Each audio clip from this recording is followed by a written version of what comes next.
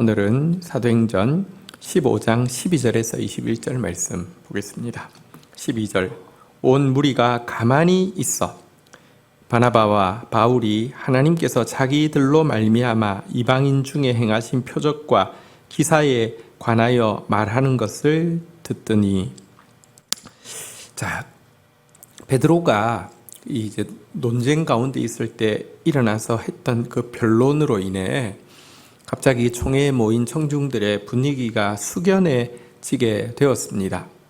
그리고 이렇게 베드로의 그 말씀 앞에서 숙연해지고 겸손해진 사람들에게 바나바와 바울이 다시 이야기를 시작하자 그들은 가만히 그들의 말을 청종하게 되었습니다. 그들을 통하여서 이방 땅 가운데서 믿게 하시려고 하나님께서 행하신 표적과 기사에 관한 이야기들이 이제서야 들어오기 시작한 것입니다. 앞에서도 바나바와 바울이 말했지만 유대주의자가 이방인들이 유대인들처럼 구원에 이르기 위해서는 반드시 할례를 받아야 된다 이렇게 이야기하면서 논쟁만 되었는데요. 베드로가 하나님 말씀을 권위로 선포하고 나자 겸손해지고 나니까 똑같은 말이 이제 들리게 되는 것입니다. 때때로 우리에게 말씀이 들리지 않는 이유 중에 가장 중요한 이유는 말씀을 전하는 사람의 문제가 아니라 우리가 마음이 교만하기 때문입니다. 우리가 가만히 있어 귀 기울이지 못하는 근저에 보면요, 내 주장과 내 생각이 강하기 때문입니다. 오늘도 베드로의 이렇게 그 권위 있는 외침으로 성령께서 우리에게 말씀하실 때 그 앞에서 먼저 겸손해져야지만 하나님의 말씀이 들릴 수 있습니다. 자, 이렇게 바울과 바나바의 진술이 마치자 이제는 이 총회의 의장인 예수님의 동생 야고보가 일어나게 되죠. 13절 말을 마침에 야고보가 대답하여 이르되 형제들아 내 말을 들으라. 자, 이제 야고보가 교회의 공식적인 입장을 정리하기 위해서 일어섰는데요. 야고보는 예수님의 육신적인 동생이기는 하지만 갈라디아서에 보면 초대교회의 기둥과 같은 존재다라고 또 바울이 소개하고 있고요. 또 그에게 별명이 하나 있는데 낙타 무릎이었습니다. 늘 기도를 쉬지 않아서 무릎이 낙타 무릎같이 되었다고 전해지는 사람입니다. 또 굉장히 선한 사람이었던 것 같습니다. 그래서 성경에 보면 의인 야고보라고 이렇게 불리우는 훌륭한 인물이었던 것 같습니다. 자, 이분이 의장으로서 이제 최종 교회의 공식 입장을 이제 발표하기 위해서 섰습니다. 14절 하나님이 처음으로 이방인 중에서 자기 이름을 위할 백성을 취하시려고 그들을 돌보신 것을 시므온이 말하였나니. 자, 하나님께서 이제 교회의 반석으로 세운 이 시므온, 여기서 시므온은 베드로를 이야기하죠. 시몬 베드로를 이야기하죠.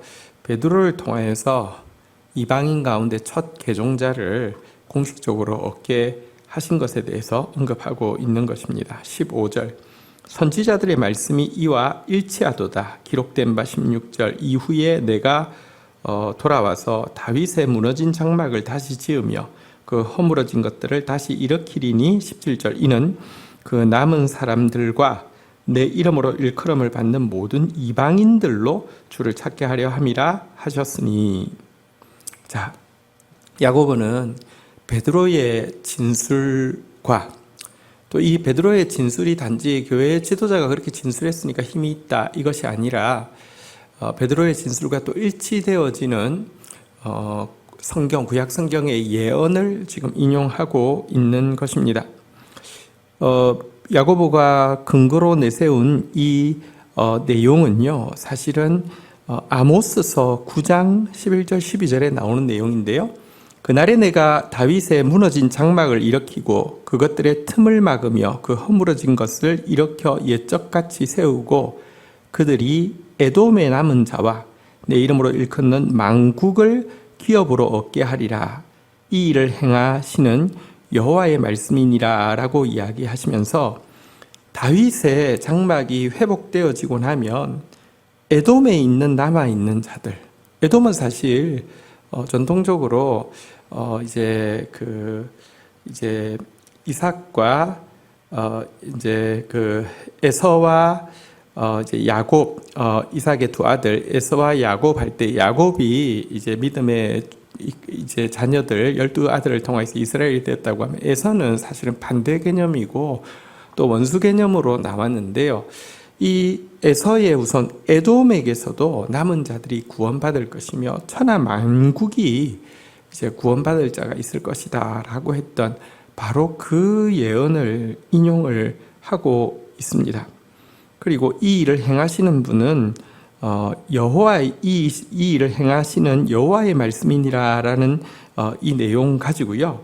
여기 오늘 본문에도 보면 그 17절 18절에 보니까 이는 그 남은 사람들과 내 이름으로 일컬음을 받는 모든 이방인들로 주를 찾게 하려 함이라 하셨으니 즉 예로부터 이것을 알게 하시는 주의 말씀이라 함과 같으니라. 옛적부터 이것에 대해서 사실은 말씀이 예언하고 있었던 바다. 말씀과 또 교회의 지도자인 베드로의 경험이 일치하고 또 바로 이 일을 위해서 하나님께서 이제 바울과 바나바를 택하셔서 이방인들 가운데 교회가 세워지게 하는 것이다라고 지금 이제 증언을 하고 있는 것입니다. 자, 그리고 나서는요. 자, 19절 보도록 하겠습니다. 그러므로 내 의견에는 이방인 중에서 하나님께로 돌아오는 자들을 괴롭게 하지 말고, 자, 그래서 그러니까 이제 이방인 가운데서 복음을 받아들이고 들어오는 자들에게 유대인들에게는 익숙하지만 그들에게 익숙지 않은 어떤 의식법들, 이런 율법의 규례들, 그리고 할례 같은 이런 것들로 괴롭게 하는 것은 옳지 않다라는 것입니다. 대신 20절 다만 우상에 들어온 것과 음행과 목매어 죽인 것과 피를 멀리하라고 편지하는 것이 옳으니. 자, 그리고 대신에 딱 아주 기초적인 도덕적 규칙 한 3가지 정도만 부과하는 것이 옳다라고 주장하고 있습니다. 그 3가지는 무엇이냐고 하면 우상에 들어온 것, 다시 말하면 제사 음식을 피하라는 것과요. 두 번째는 음행을 멀리하라는 것과요. 세 번째는 목매어 죽인 짐승의 고기를 먹지 말라는 것에 대한 내용입니다. 이 3가지는 조금 설명을 하자면요. 우상에게 바쳐진 음식을 피하라는 것은 당시 시대에 대부분의 장소에서 우상 숭배 문화가 편만해 있었는데 문화라 할지라도 우상 숭배에 빠지지 않고 신앙적 정결을 지키게 하기 위한 도덕적 규칙입니다. 두 번째, 음행을 피하라고 하는 것은 사실 당시 시대에 그 우상 숭배가 널리 퍼져 있는 것만큼이나 문란한 성행위가 널리 퍼져 있었습니다. 왜냐고 하면 우상 숭배 의식의 일부분으로 이 성행위가 자행되어지고 있었기 때문입니다. 그래서 우상 신전에는 성창, 무슨 이제 그 신과 교접하는 것이라고 해서 성창 제도가 다 발달되어 있어서요. 그냥 아주 익숙했었습니다. 이런 사회 속에서 육체적인 정결을 지키게 하기 위함이었습니다. 세 번째로 목매어 죽인 짐승의 고기를 먹지 말라는 것인데요. 여러분, 왜 목매어 죽인다는 것은 무엇이냐고 하면 이제 몸에 있는 피를 하나도 빼지 않고 죽인다는 뜻이거든요. 그리고 피체 고기를 먹는다는 뜻인데요. 유대인들은 이렇게 하지 않았습니다.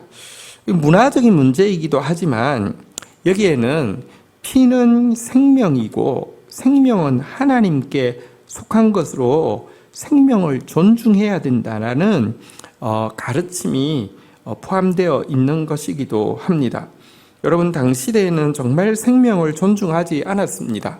노예가 예를 들면 물건을 좀 훔치면 바로 사형이었습니다. 이런 식으로 생명이 전혀 존중되지 않는 시대였는데요. 복음이 들어간 곳에서는 생명을 존중하는 것이 정말 문화처럼 그 몸에 그냥 입는 옷처럼 자연스럽게 배워야 하기 때문에 이와 같은 규칙을 준 것입니다. 이것은 구원받는 데 필수 조건은 아닐 수 있지만 구원받은 사람으로서 마땅히 지켜야 할 윤리적 표준이었습니다. 신앙적, 영적 성결, 육체적 성결, 생명에 대한 존중. 그리고 또 이 세 가지를 부과한 또 한 가지 이유가 마지막 21절에 나오는데요. 이는 예로부터 각 성에서 모세를 전하는 자가 있어 안식일마다 회당에서 그 글을 읽음이라 하더라. 그리고 이 세 가지를 부과한 또 한 가지 이유는요. 유대인들에게 많은 율법적인 조항들이 있고요. 또 많은 의식법들이 있지만 그 중에서 이 세 가지는 사실은 이제 유대인들은 각 곳에 가는 곳마다 회당이 있고 회당에 모여서 사실은 그들의 의식과 또 그들의 율법 이런 것들을 지키고 배우는 것에 익숙한데 많은 것들을 가르치지만 그 중에 그들에게 정말 배어 있고 중요하게 가르치는 것 중에 이 세 가지가 들어있기 때문에 이 세 가지, 가장 기초적인 이 세 가지를 이방인들도 지키게 함으로 말미암아 유대 신자와 이방 신자 사이의 실제적인 생활에 있어서 걸림을 없애고 화합과 교제를 이룰 수 있는 장치를 마련하기 위함이다. 이렇게 볼 수 있습니다. 어쨌든 오늘 이 본문의 이 결정으로 말미암아 초대교회는 이제 이방교회와 유대교회가 완전히 나누어질 뻔했는데 서로의 다름을 인정하면서도 함께 할 수 있는 아름다운 결정이 내려지게 된 것입니다. 오늘 이 본문 말씀 앞에서 우리가 다시 한번 하나님의 말씀이 잘 들리기 위해서는 우리가 가만히 경청하기 위해서는 먼저 하나님의 권위 앞에서 우리가 겸손해져야 된다는 것을 배울 수 있고요. 또 이것이 하나님의 뜻인지에 대한 최종적인 권위는 사실은 하나님의 그 말씀, 성경에 있다는 사실도 우리가 배우게 되고요. 또 신앙을 받아들인다는 것은 사실 신앙은 영적인 부분이긴 하지만 우리의 윤리적인 부분에서 이렇게 우리가 정말 신앙의 정결을 지키고 육체적 정결을 지키고 생명을 존중하는 이와 같은 문화가 또 함께 동반되어야 한다는 것도 잘 가르쳐주는 본문이었습니다. 주신 말씀 붙잡고 기도하며 나가도록 하겠습니다. 제가 기도하겠습니다. 하나님 감사합니다. 예루살렘 총회가 험악한 논쟁의 장이 될 뻔했는데 성령의 권위로 행한 베드로의 연설 이후에 가만히 경청하는 분위기가 되었고 또 성령의 인도하심 가운데 참 바른 결정이 세워지게 되는 모습도 보게 됩니다. 하나님, 우리도 또 결정의 순간에 서게 될 때가 많은데 하나님 성령의 권위 아래서 겸손한 자 되어져서 마땅히 들어야 할 하나님의 말씀을 가만히 경청하는 자 되어질 수 있도록 은혜를 베풀어 주옵시며 정말 말씀이 우리의 표준이 되어져서 바르게 결정하는 자 되어지게 인도하여 주옵소서. 지금도 내 생각이 표준이 되려고 하는 원죄가 우리 속에 있음을 고백합니다. 매사의 최종 권위와 판결은 하나님의 말씀이 가질 수 있도록 저희들의 삶을 주관하여 주시기를 간절히 간구하고 소원합니다. 오늘 초대교회에서 이방교회와 유대교회가 공통적으로 지켰던 세 가지 문화적인 부분들을 보았습니다. 정말 신앙의 순수성을 지키고 육체적 정결을 지키며 특별히 생명을 존중하는 것이 그리스도인다운 문화일진데 오늘도 우리가 정말 우상을 멀리하고 음행을 멀리하고 생명을 사랑하는 자로서 살아갈 수 있도록 도와주옵소서. 예수 그리스도의 이름으로 기도 올립니다. 아멘.